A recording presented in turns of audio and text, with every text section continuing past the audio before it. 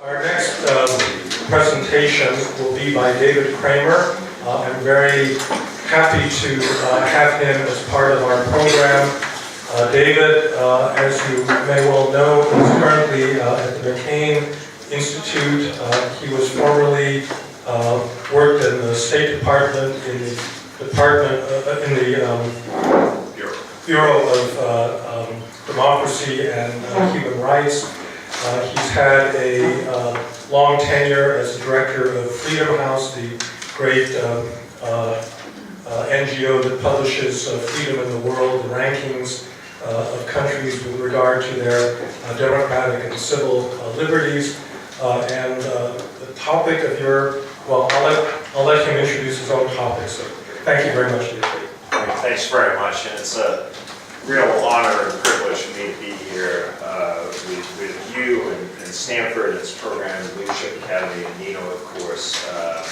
It's great to be back here in Georgia and to see some of you whom I have met before, and I appreciate the opportunity to return here. I'm not an academic. I'm more of a policy wonk, as we call it in Washington. And I'm one of those people who has gone through the revolving door, which is to say I've worked in the government, I've worked in the NGO world. My experience, however, in the private sector is incredibly limited, and it was a failure, to be perfectly honest. In 1989, as the Berlin Wall was coming down and the revolutionary movements were spreading throughout Eastern and Central Europe, I decided to launch a consulting company with some people up at Harvard, including one of my brothers. And by the way, some advice: never go into business with a member of your family if you can avoid it. And we decided we would offer expertise and advice on what to do in light of these movements. And obviously, if it had succeeded, I wouldn't be standing here. And so since it didn't do very well, I decided to move to Washington. And I was in the think tank world for a number of years in Washington in the 1990s at CSIS and the Carnegie Endowment before I entered the government, and I served all 8 years in the Bush administration.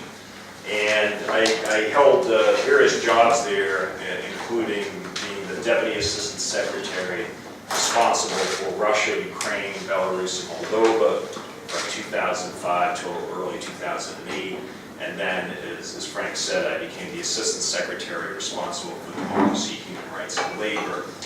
And I have to say that the experience of going into the government gave me a much greater appreciation of how difficult it is to formulate policy, to make decisions in the government.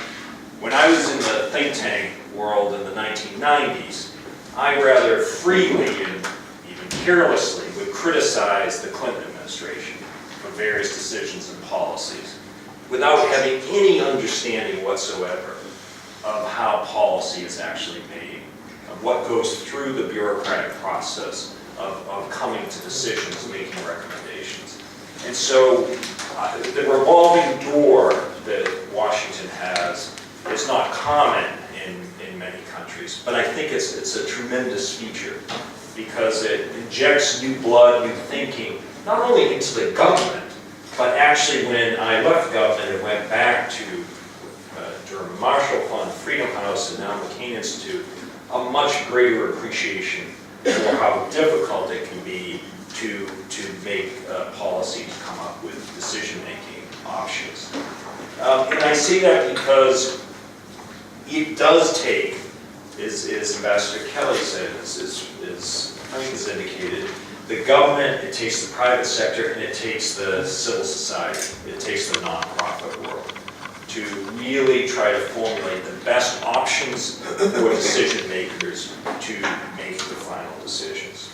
And so what I want to focus on now is a little more of the experience trying to promote advanced democracy. And my comments pick up rather well from the last question that was asked about the correlation between democratic governance and good governance and issues of corruption. And I go back to a quote from President Ronald Reagan. Frank referred to him earlier in his comments from June 8, 1982, in a speech before the British Parliament, in which he said, "We must be staunch in our conviction that freedom is not the sole prerogative of a lucky few, but the inalienable right of all human beings." And a short year later, the National Endowment for Democracy was launched in 1983, and Frank is a board member of the NED, as well as its related organizations, two of which I think perhaps are better known than the other two, the National Democratic Institute and the International Republican Institute. But just as important were the creation of these other two, the Solidarity Center, whose focus is on labor rights and workers' rights throughout the world, but also CITE, the Center for International Private Enterprise. CITE was founded with the following mission: to promote private enterprise and market reform, to foster institutions necessary to establish and sustain market-oriented democracies, to increase private sector participation in the democratic process. It also seeks to increase support for freedoms, rights, and other essentials for market-oriented democracy among government officials, among business people, among media, among the general public. Transparency and accountability are part of its mission. Voluntary business associations, all of these elements are part of CITE's mission. And I emphasize CITE in particular because of the theme of this conference. The role of the private sector working together with government, working together with the nonprofit community, the civil society community. All of these elements come together under the NED family in the United States with these four organizations. The NED itself, of course, is a prominent supporter and funder of programs advancing democracy and freedom and human rights around the world. CITE tries to promote an entrepreneurial culture. It emphasizes the importance of access to information. And at its root, it supports rule of law and market-oriented democracies. And these are incredibly important. This is, again, where the private sector and democracy promotion organizations come together. Because the best kind of trade, the best kind of conditions for foreign direct investment are done in societies where there is rule of law, where there is recourse to courts and a judicial system, should a party feel that its rights have been violated. So all the elements of democratic societies are extremely important to the private sector. And that's why the private sector needs to play an important role in advancing freedom and rule of law, transparency, all the elements of democracy. It seeks a better investment climate, which you find again, where there is not guarantees of making a profit. No one can guarantee making a profit, but you should at least be assured of having the recourse should things not go in a proper fashion. Property rights, critically important, which can come only rooted in rule of law. All of these things are fundamental to development of a country's economy, of a private sector, which are critically important for a democracy to deliver. Because you can have the most legitimately elected new government in a country, but if it is not able to deliver economically by providing the conditions for investment, for private activity, for not just inventions, but innovation, those things are critically important for any country's survival. And they are where the intersection comes between private sector and democracy organizations. Private sector has a keen interest in development of democracy and human rights for the reasons I've mentioned, as well as for issues of transparency, where you remove these opaque layers that hide who may be behind certain purchases, certain assets, certain decision-making. Rule of law is fundamental to all of this. Then you have the NGO sector, the sector that I'm much more familiar with, that I've been involved in both analytically and as a practitioner with Freedom House, does analysis, it does advocacy, and it does programming. And it's the NGO community that carries out much of the work that's funded by the US government as well as private foundations, in some cases corporations. And the NGO community is the part that tries to raise the issues of civil liberties, of rule of law, development of political parties, of free and fair elections. And all of these issues are fundamental to development of democratic society. The NGO community, in addition to implementing these kinds of programs, can also act as a conscience, as a reminder, in some cases as a nuisance to governments, to remind them of their role in advancing in a democratic direction, but also to the business community, to remind them that there are certain obligations that the business community has. Not doing business with certain governments because, for example, of sanctions, and I'm going to come back to the issue of sanctions later. The third actor, private sector, NGO world, third actor is, of course, the government itself. And the US government is the largest funder of democracy and human rights work in the world. The European Union together also is a major funder of these activities. It's a funder, it's a leader, it's a model, and in some cases it's a model that strays, that backtracks. And we've seen this in some countries that we thought had already cleared the hurdles and were moving in a democratic direction, but we're reminded that the democratic path is not linear.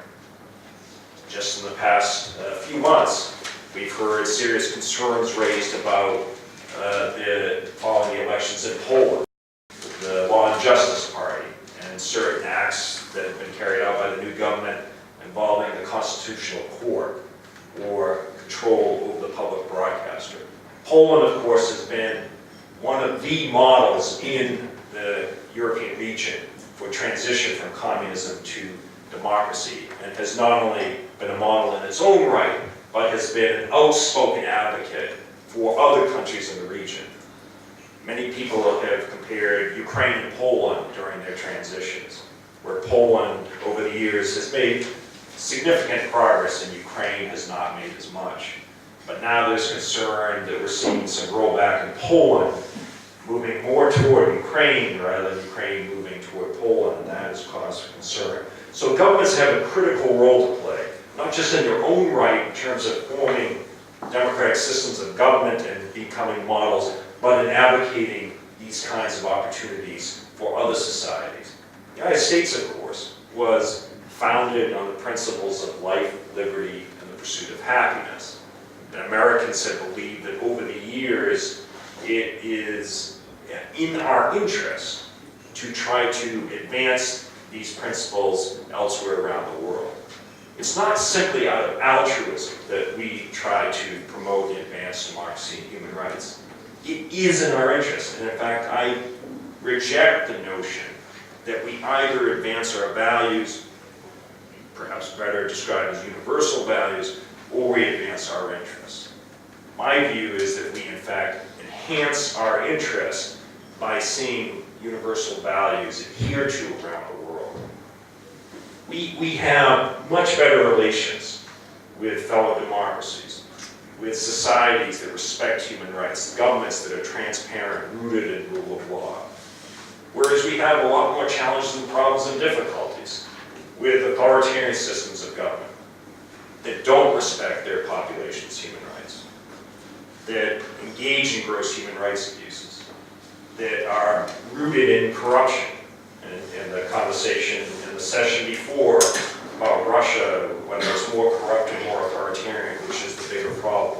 I would actually argue that they are almost linked, inextricably linked. The more corrupt the regime becomes, the more authoritarian it becomes, because it then takes every measure possible to ensure that it doesn't lose the assets it has stolen. And you saw in the early Putin years the takeover of nationwide TV, the channel was previously owned by Kuczynski and Berezovsky, which had enabled Putin to create an environment in which he can present his case, but no one else can present an alternative view. And at the same time, depending on the numbers you believe, the reports, the scale of corruption in Russia and by Putin himself are astronomical. There was a New York Times report back, I think about 2 years ago, that described Putin's wealth, referring to a CIA survey that had been done in 2007 on the amount of $40 billion. Now, this was also the same amount that Stanislav Milkovsky had been talking about for several years. But having seen the report, that sounds about right to me. But that's a dated number. It's gone up. And so these issues of corruption and authoritarianism go together. And they pose a threat, not just to Russians, but beyond Russia's borders. It is in our interest, as I say, to advance democracy, respect for human rights around the world. We wind up with more reliable partners, not just in security terms, but in economic and trade terms. Our more stable, reliable partners for trade and investment come from democracies. There are some fundamental features of democracy that I think are important, that are in the interest of the private sector, of course in the interest of the NGO world, and in the interest of fellow democracies. Rule of law and accountability. Rule of law is fundamental to this, and accountability is about justice. Second is separation of powers, with an independent judiciary and checks and balances. Third is free and fair and competitive elections, along with political party development. Fourth is respect for women's rights, minority rights, along with religious belief. A diverse and independent media, including on the internet, both traditional and newer media. Vibrant civil society, functional and representative institutions, the issue of good governance, the effectiveness of governance that we were describing earlier, then protection of property rights to provide the basis for economic development and growth. How a regime and a government treat their own people is often indicative of how they behave in foreign policy. And so we shouldn't be surprised that in light of the worst crackdown in Russia since the breakup of the Soviet Union on human rights, that we see Putin act out against neighbors, including, of course, this country in 2008, Ukraine in 2014, and still ongoing. Support for Assad in Syria, a like-minded leader, I would argue, or threatening use of nuclear weapons.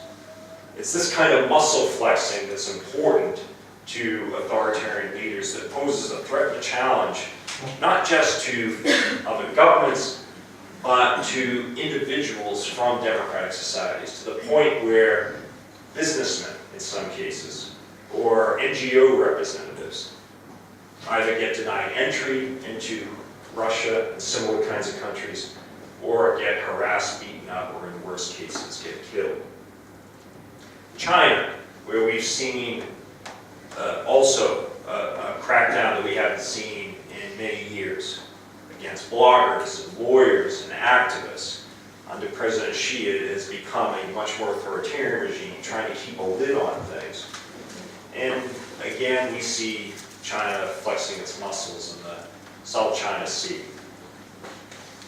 In Iran, where the number of executions continues to be sky high. The mullahs largely in charge of the system. In Iran, support for Assad and for terrorism. In North Korea, of course, reminding us with the recent missile test of whatever it was, arguably the most abusive regime in the world. So the way these regimes treat their own people is often indicative of how they will behave in foreign policy. And it is with these regimes that we face the greatest threats, the greatest challenges.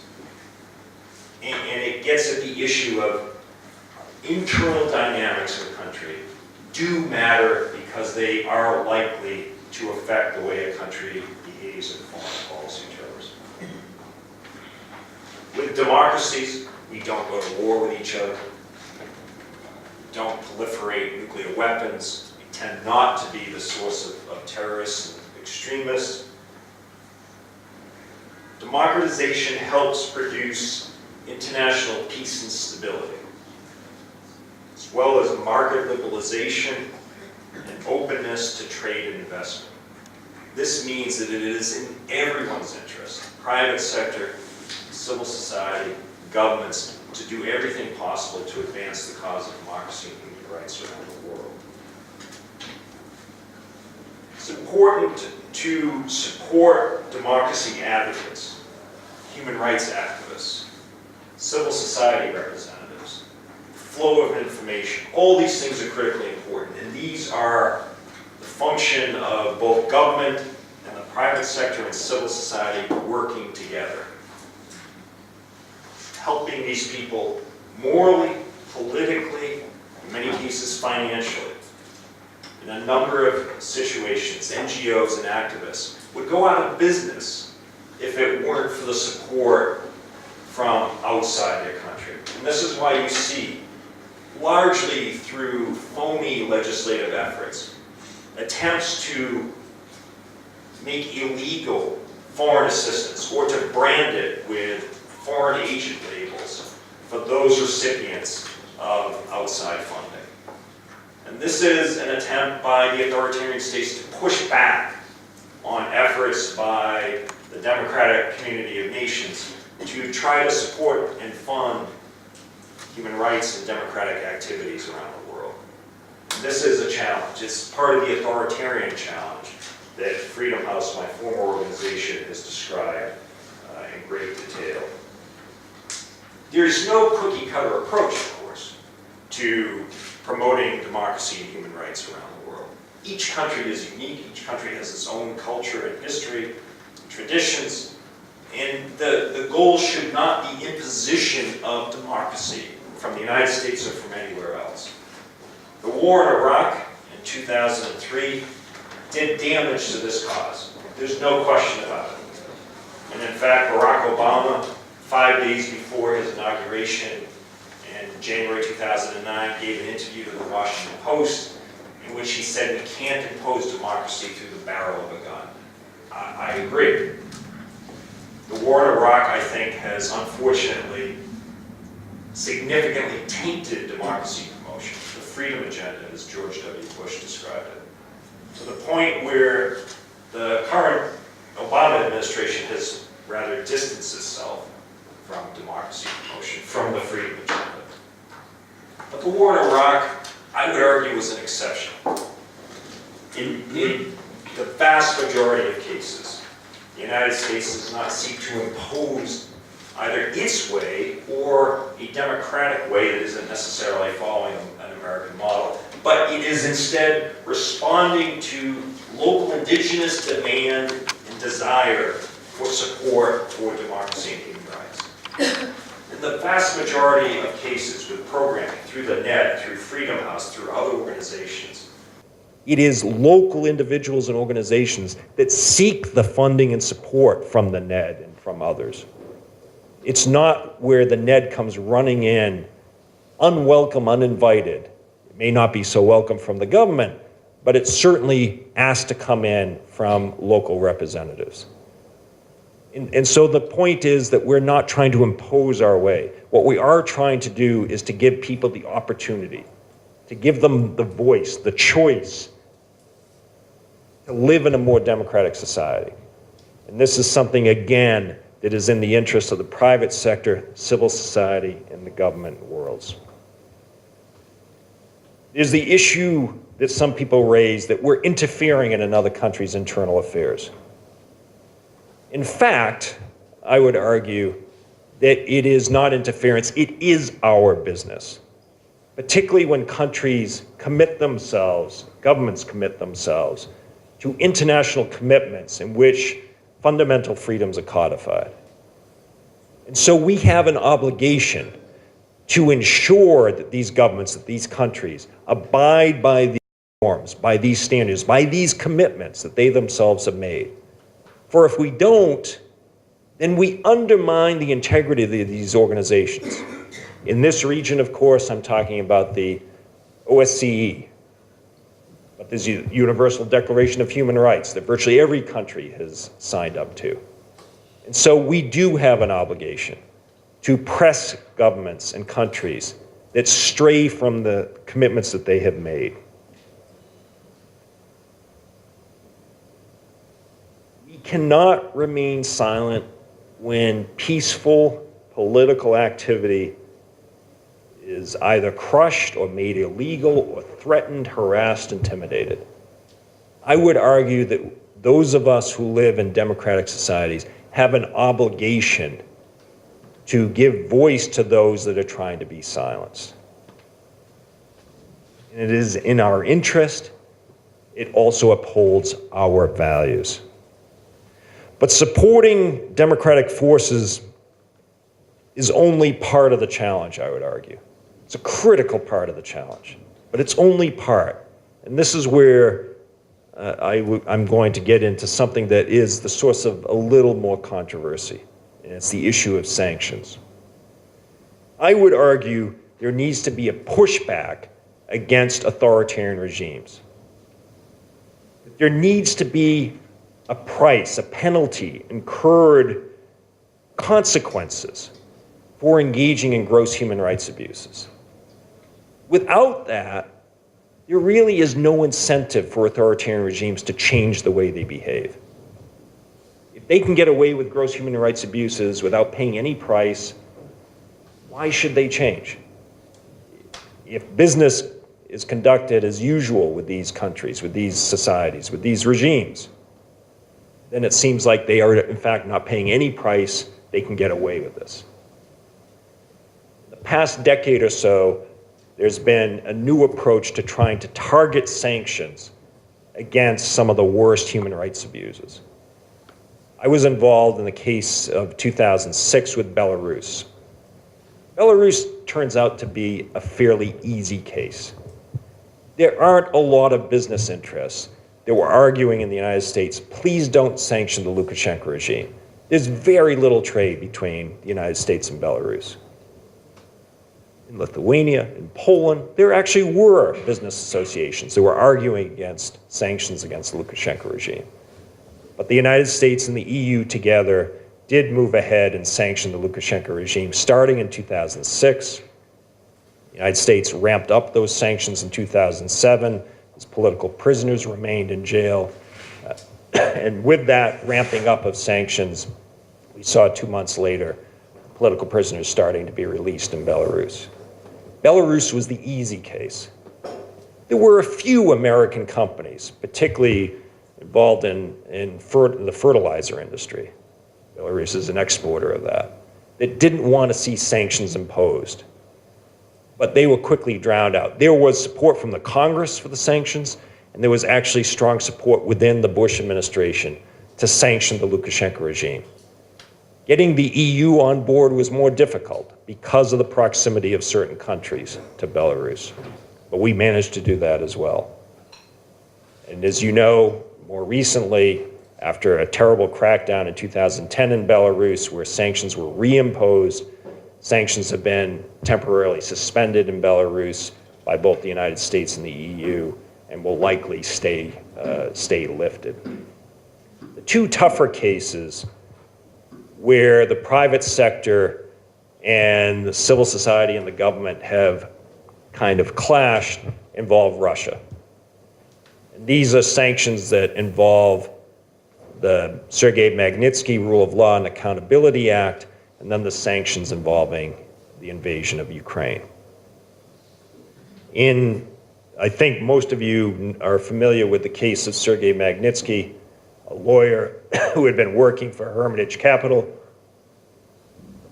who uncovered a $230 million fraud by Russian government officials, in particular in the Ministry of Interior. He was in turn arrested and charged with the very fraud he disclosed, and kept in jail for nearly a year until he was beaten, deprived medical treatment, and died in prison. His client, Bill Browder, the head of Hermitage Capital, who had been one of Putin's biggest cheerleaders, one of the biggest foreign direct investors in Russia. Then, after having been expelled from Russia in 2005, took on the Magnitsky case and was determined to seek justice for Magnitsky, where he realized it was not going to happen inside Russia, so he sought a form of justice outside of Russia. He came to the United States, pushed for targeted sanctions against. There were 60 people initially listed involved in the Magnitsky case and wanted to have a visa ban and asset freeze imposed on them. I got involved in this matter when I was the president of Freedom House. I have no illusions about Bill Browder, a man born in the United States who gave up his U.S. citizenship to live in the UK, became a citizen there for tax reasons. As I said, he was one of the biggest cheerleaders of Putin when he was doing well in Russia. And he turned, but he adopted what I thought was a worthy cause. And that's why I got behind the cause and got involved in it. And so there was a push starting in the spring of 2010 that took 2.5 years till passage of the Magnitsky Act that sought to bring about a sense of justice for the murder of Magnitsky by going after individual Russian officials involved in his case, not against the country. And you had a number of Russian liberals and opposition figures arguing in favor of the Magnitsky Act. In their view, it was not anti-Russian. It was actually helping Russia by being targeted, by not being against the country, but by going after officials who were directly involved in gross human rights abuses. And so with huge bipartisan majorities in both the House of Representatives and the US Senate, the legislation was passed. The Obama administration, President Obama signed it. They were opposed to it initially, and it became law. The American business community, the community that does business in Russia, was firmly opposed to the Magnitsky legislation. It argued that passing this legislation would harm US companies' interests in Russia. And so what those of us who advocated for passage of Magnitsky decided to do was to link it to something that was of interest to the business community. And that was passage of the Jackson-Vanik Amendment. Jackson-Vanik was passed in 1974, the Soviet Union, to try to lift the hold on immigration of Soviet Jews in particular, though it wasn't specific to Soviet Jews. It was a piece of legislation that has been on the books in the US Congress for almost 4 decades. But with Russia's entry into the WTO, the United States actually had an interest in lifting Jackson-Vanik to give Russia permanent normal trade relations status. Otherwise, it would actually hurt American businesses operating in Russia. And so we decided to link the lifting of Jackson-Vanik to give Russia that status by replacing Jackson-Vanik with Magnitsky. You have to remember this was happening in 2012 when Putin had returned to the presidency and the real crackdown inside Russia was picking up momentum. And so the business community actually didn't have an argument anymore against this. And the business community in the United States had to get behind this because they wanted Jackson-Vanik lifted. But they also knew that it wouldn't be lifted. Congress was opposed to simply lifting Jackson-Vanik without replacing it with the Magnitsky Act. And that's how the Magnitsky Act became legislation. Its implementation, to my regret, has been rather minimal. There are only about 35 Russian officials on the Magnitsky list since it was enacted in 2012. But there are some important senior Russian officials on a classified version of the list. These names have leaked out, but they include Ramzan Kadyrov, the leader of Chechnya, Mr. Bastrykin, the head of the investigative committee, and denying Russian officials the opportunity to stash their ill-gotten gains in the West, in the United States, denying them and their families the opportunity to travel to the United States, may not bring about a halt to human rights abuses in Russia, but it may act as a deterrent to future abuses. And at least it imposes some justice for those abuses that have been committed. The second set of sanctions involving Russia have also been controversial in the American business community, and those involve Russia's invasion of Ukraine, starting with the illegal annexation of Crimea, continuing with the aggression into the Donbass region. Here too, the American business community has argued against sanctions. These sanctions have been similar to Magnitsky in that they have targeted individuals linked to the invasion of Ukraine and close to Putin, but they've also been broader in nature. They've denied refinancing, for example, for Russian banks. They've closed off business opportunities, particularly in oil and gas exploration. And so the business community in the United States has been strongly against these sanctions. And yet, it became an overwhelming case, including, again, huge bipartisan support in the US Congress, that sanctions had to be implemented against Russia for its violation of numerous international norms and standards by invading Ukraine. And so, despite the objections of the business community, these sanctions have been imposed. The American business community worried that the United States would impose these sanctions unilaterally, and that has not been the case. The US and the EU together, along with Canada, Australia, other countries, have imposed these sanctions.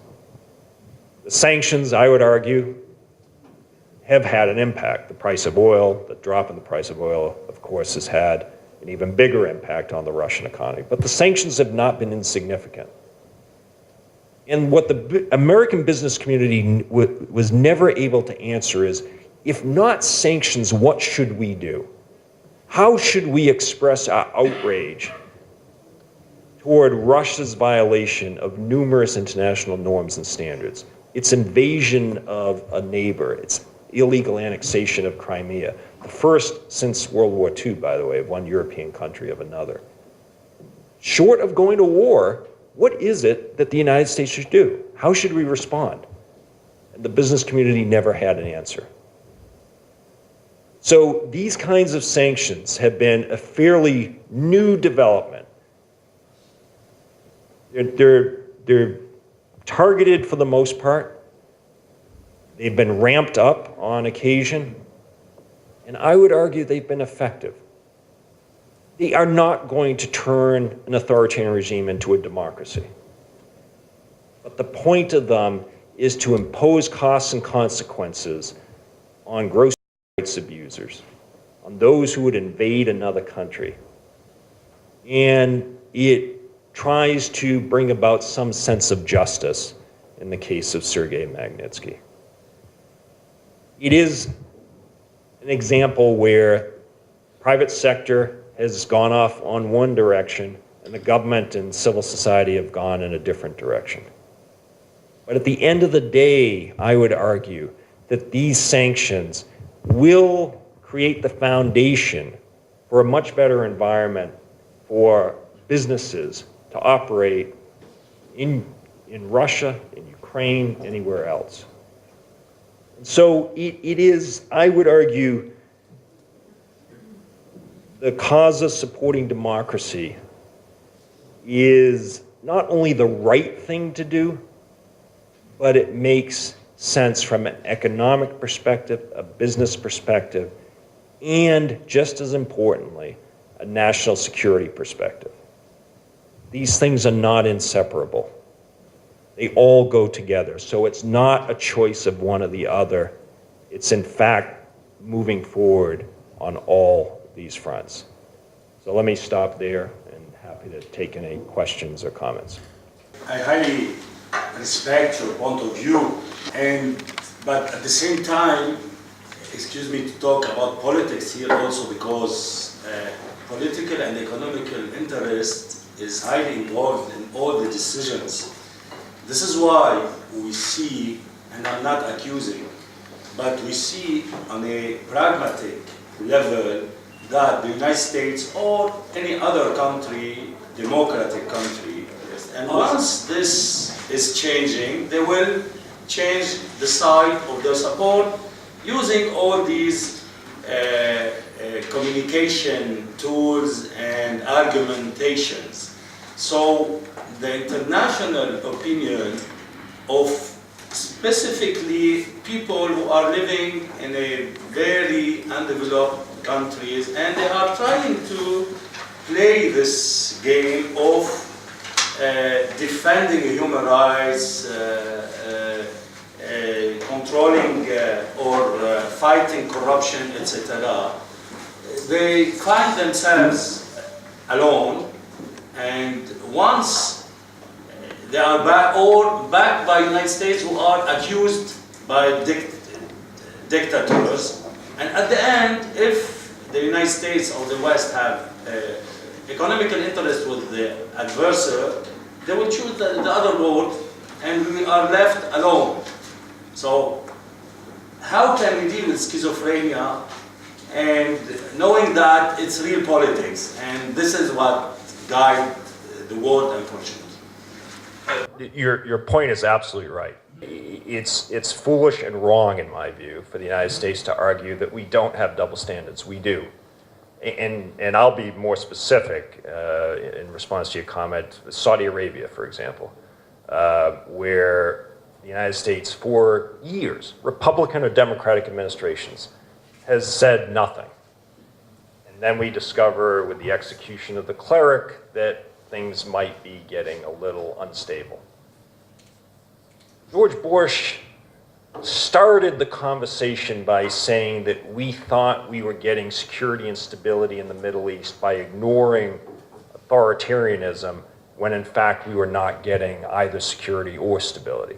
He didn't do much about it, but he started the debate and conversation in the United States. We've seen, I would say, since the movements in 2011, real difficulty in the United States to come to grips with what's happened. If you look at Egypt, for example, where we debated whether to urge Mubarak to step down. And then in 2013, we refused to call what was clearly a coup, a coup.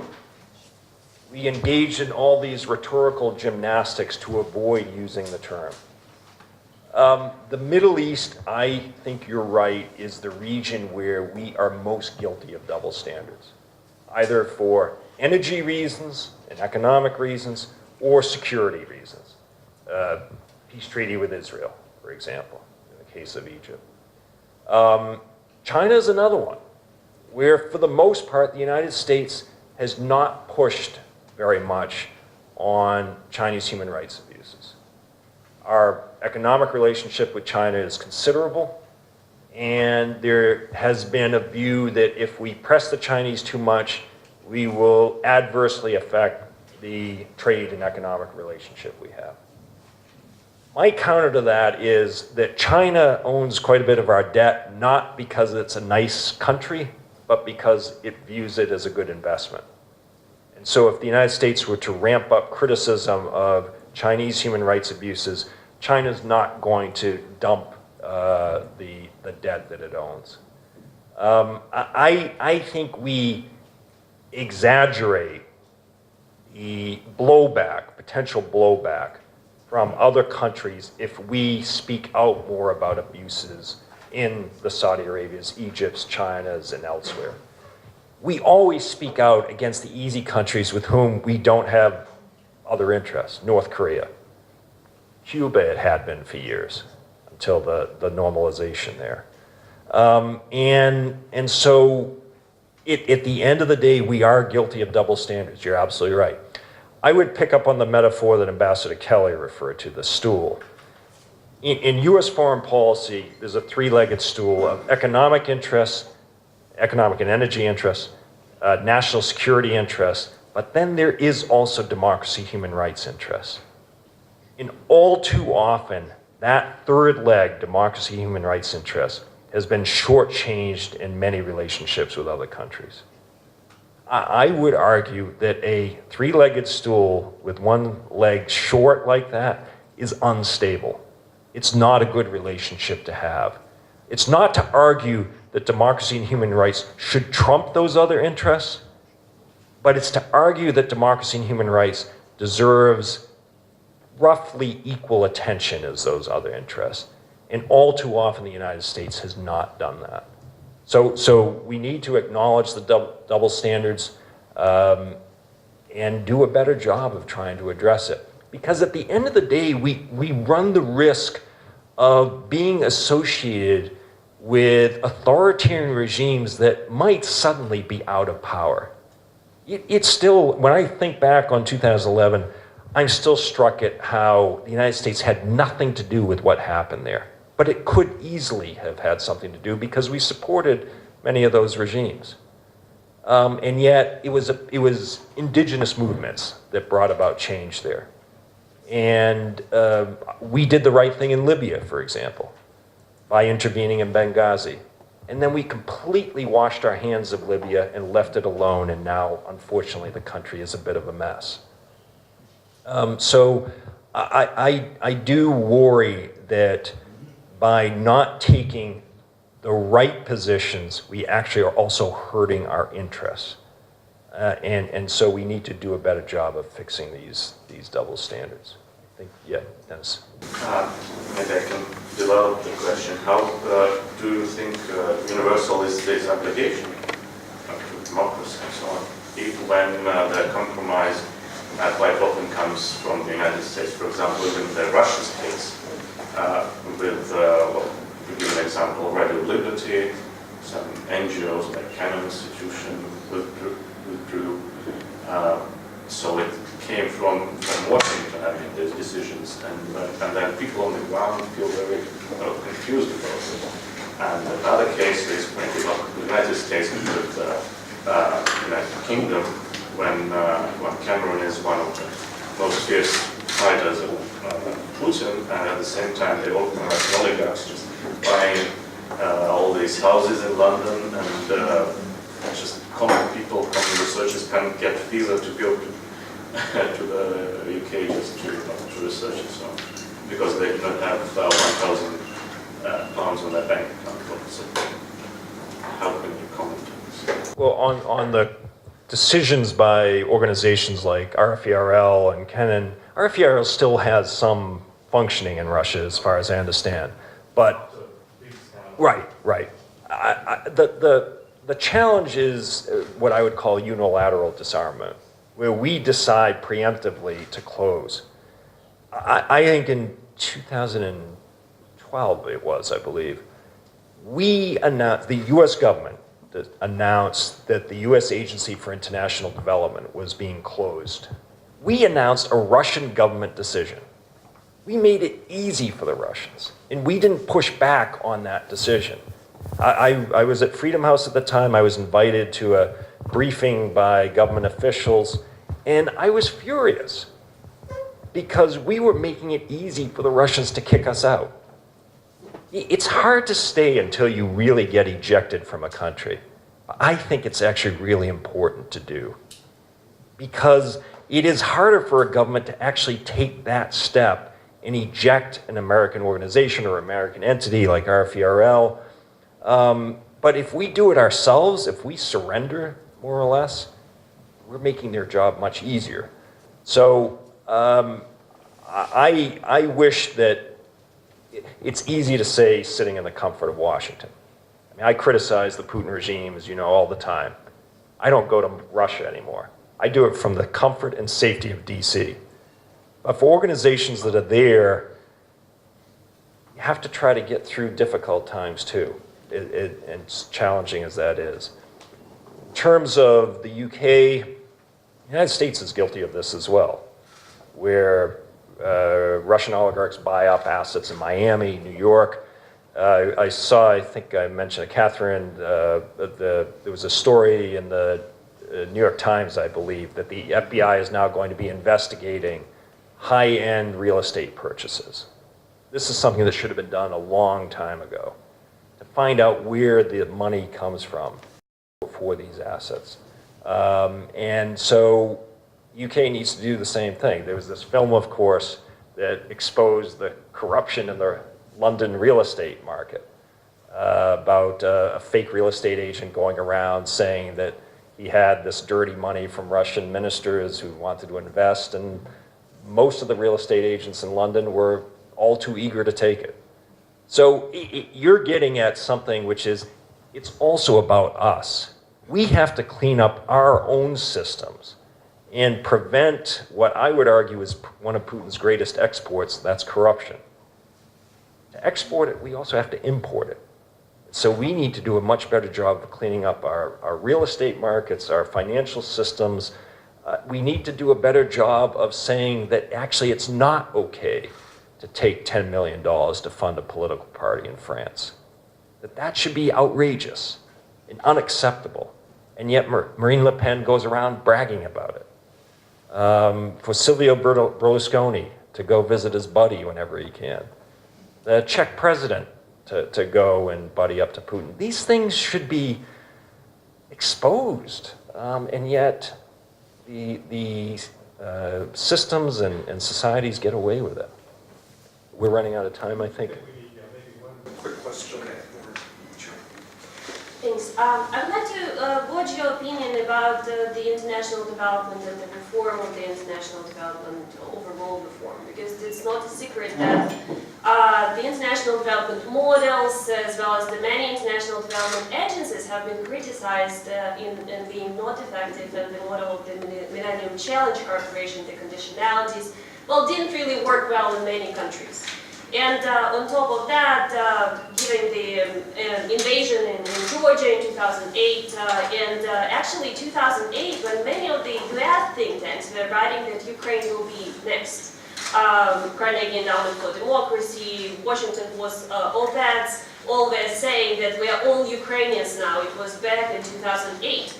The same as the annexation of Crimea, there were reports by think tanks, but this knowledge has not been utilized, and again caused the new wave of criticism for these policies to be reactive, including from the United States, but also EU, as opposed to being proactive. So I would be really keen to learn your views of how we change the paradigm from the reactions, Magnitsky Act, sanctions, to the paradigm of being more proactive in addressing these forthcoming challenges. Look, I agree 100%. We have been reactive to Putin's seizing the agenda rather than being proactive or preemptive. And it allows him to set the agenda. We respond. He's always one step ahead. It doesn't mean, by the way, that he's necessarily winning. But he is in the short term by forcing us to be in the response mode. I think there are a few things we can do. I think we can get much more aggressive in launching corruption investigations. The FIFA scandal is fantastic. It has people in the Kremlin very nervous. Anything that makes the Kremlin nervous, in my view, is a good thing. We should look at the International Olympic Committee, which, remember the Sochi Olympics. And all of these things, I think, I would widen the sanctions. I would look at SWIFT, though SWIFT I don't think will happen, the SWIFT banking system, because the United States can't do that on its own. It would require the Europeans. I think beefing up the defenses of the neighbors. I think the biggest mistake President Obama made in handling the Ukraine crisis was denying Ukraine lethal military assistance. This is a controversial issue. There are many very well-respected people in my country who agree with the president. But the US Congress, by huge bipartisan majorities, the Secretary of Defense, the Secretary of State, the Vice President, the Chairman of the Joint Chiefs of Staff, the Supreme Allied Commander, all supported providing your country with lethal military assistance. The one person who disagreed happened to be the most powerful person in the US, the President of the United States. I think it was a terrible decision. And I think it was a terrible decision because of the Budapest Memorandum of 1994 and for many other reasons. If we don't stand up to Putin's bullying and aggression, then he'll just keep doing it. And the United States, I would argue, has an extra obligation to lead the way through NATO, through other allies, and through support, including providing better defense for Georgia, should there be renewed aggression against this country. And there's always the creeping annexation problem of the demarcation line being moved. So I agree with you that we need to be much more proactive than we've been, because otherwise we'll be dealing with the next crisis, the next emergency that Putin has created, rather than trying to preempt them. All right, thank you. Right, thank you very much.